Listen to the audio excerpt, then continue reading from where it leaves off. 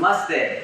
My name is Arnav Sood and I'm from the Arya Samaj of Houston. And today I will be talking about the law of karma. What goes around, comes around. Or as you sow, so shall you reap. Karma refers to the emotions that fuel our actions at the very moment we perform them. For example, two men are donating money to a charity. The one who donates money with the intention to show off how much he has, who shows off how much money he has, but the other donates to help support the charity's goal. Both are physically doing good by donating money, but the karma of each will be different.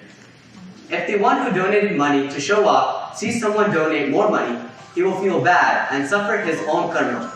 But the other one who donated money with good intentions will reap true happiness. As you can see, intentions behind every action create the karma that will follow them.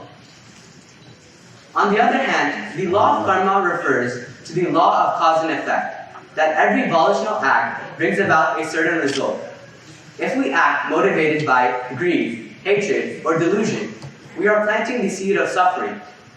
But when our acts are motivated by generosity, love, or wisdom, then we are planting the karmic creation for abundance and happiness.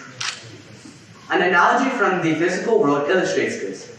If we plant an apple seed, the tree will bear apples, not mangoes. And once the apple seed is planted, no amount of manipulation or besieging or complaining will induce the tree to yield a mango. The only meaningful action to produce a mango is to plant a mango seed. Karma is just such a law of nature, the law of cause and effect on the psychophysical plane. The law of karma can be understood on two levels, which indicate the vast scope of its implications on our lives. On one level, karma refers to the experience of cause and effect over a period of time. We perform an action, and sometime later we begin to experience its results. We plant a mango seed, and many years later we begin to taste its fruit. The other level of understanding karma has to do with the quality of mind in the very moment of action. When we experience the mind state of love, there comes naturally along with it a feeling of openness and love. That is love's immediate fruit. Similarly, when there are moments of greed or hatred, in addition to whatever future results will come, we also experience the painful energies that arise with those states. Our direct awareness of how karmic law is working in each moment can be a strong motivation to develop skillful states of mind that create happiness for us in the moment, as well as produce a fruit of well-being in the future.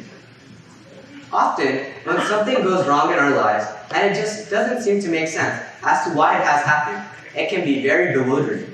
We can often be left standing there without any answers. I remember attending a state leadership conference for the future business leaders of America when my friends and I were stopped by a group of men and were mugged. I asked myself, why was this happening?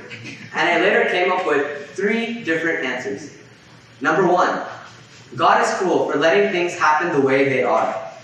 Number 3, things are happening completely by random chance, and that there is no rhyme or reason behind them.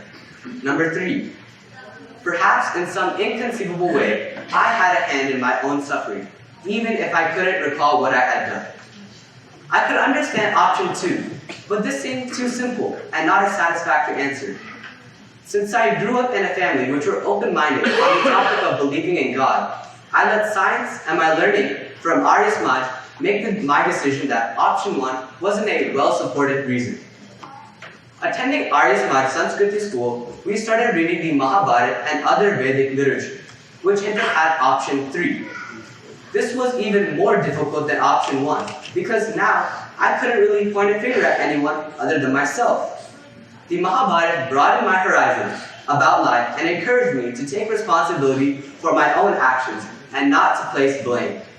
It explained that each of my previous lives has impacted my subsequent lives and is probably affecting my current life. The natural question arises is, why am I getting punished for something from a previous life if I can't even remember it? Of course, we don't ask ourselves why good things happen to us. We simply accept the good thinking. We deserve it, or that we have earned it. We forget a lot of things we have done in the past. So what to speak of things done in a previous life?